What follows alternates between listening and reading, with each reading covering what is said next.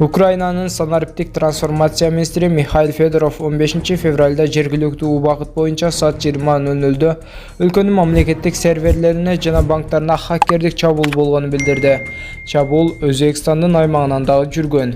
Чабуулдардын башталышы Орусия менен Кытай болду. Секундасына болжол менен 600 000 пакет зыяндуу трафик жөнөтүлгөн.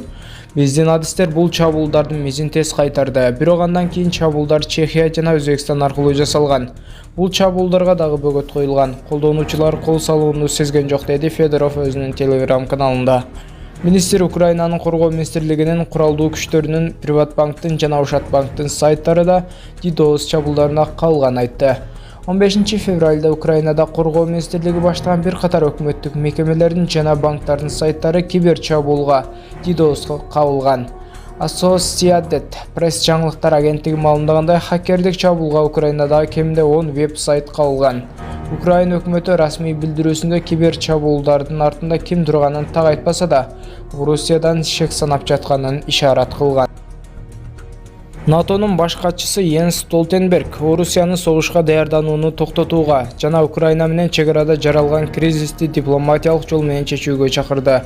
Столтенберг бул тууралуу 19 февралда жыл сайын өтүүчү Мюнхен коопсуздук конференциясында АКШ президенти Джо Байден, Орусиянын президенти Владимир Путин Украинаны басып алуу чечимин кабыл алганына ынанарын айткандан бир күндөн кийин билдирүү жасады. Столтенберг Бавария шаарында чогулгандарга Орусиянын тышкы иштер министри Сергей Лавровго Украинадагы жаңжалды болтурбоо үчүн НАТО Орусия кеңешинин алкагында диалог жүргүзүү үчүн кат жөнөткөнүн белгиледи. Столтенберг Мюнхен коопсуздук конференциясында Орусиянын Украинанын чек арасынан чыгып кеткени байкалбаганын жана жаңжал чыгуу коркунуч реалдуу экенин айтты. Украинанын чыгышындагы орусиялык жикчилдер көзөмөлдөгөн аймакта абал курчуду. Жикчилдер менен Украина армиясы ок атышпоо режимин бузган үчүн бири-бирин айыптоодо. Буга чейин Украинанын Донецк жана Луганск облустарындагы жикчил республикалардын башчылары эвакуация жарыялашкан. Донбасста орусиячыл жикчилдердин башчылары алар көзөмөлдөгөн аймактарда жалпы мобилизация жарыялап, 18 жаштан 55 жашка чейинки эркектердин сыртка чыгышына тыюу салды. Орусиянын Ростов облусунда Украинанын орусиячыл жикчилдер көзөмөлдөгөн чыгышынан эвакуациялангандардын агымы көбөйгөнүнө байланыштуу өзгөчө кырдаал киргизилди. Ростов облусунун аймагындагы чек араны кесип өткөн жарандардын санынын өсүү тенденциясын эске алып, 2022 жылдын 19 февралында saat 10:00 тарта өзгөчө кырдаалга чара көрүү режимин киргизүүнү туура деп эсептейбиз, деди облус губернатору Василий Голубеев. Анын айтымында өздөрү жарыялаган Донецк элдик республикасы жана Луганск элдик республикасынын эвакуацияланган 1692 жараны Ростов облусундагы жатак борборлорго жайгаштырылды.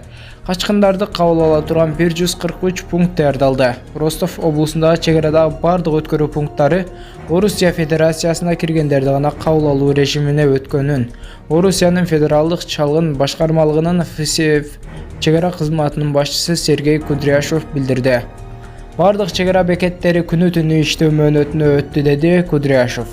Ростов облусунун бийлиги кырдаал курчуганына байланыштуу дер жана лер эвакуациялоо чечимин жарыялагандан кийин Ростов облусунун бийлиги күчтөлгөн коопсуздук режимин киргизгенин жарыялады. Ага чейин Орусиянын президенти ар бир качкынга 10 000 рубльдан берүүнү буйруган. Жалпысынан Ростов облусу Донбасстан эвакуацияланган тургундарына бир жолку төлөм үчүн 5 миллиард рубль алды.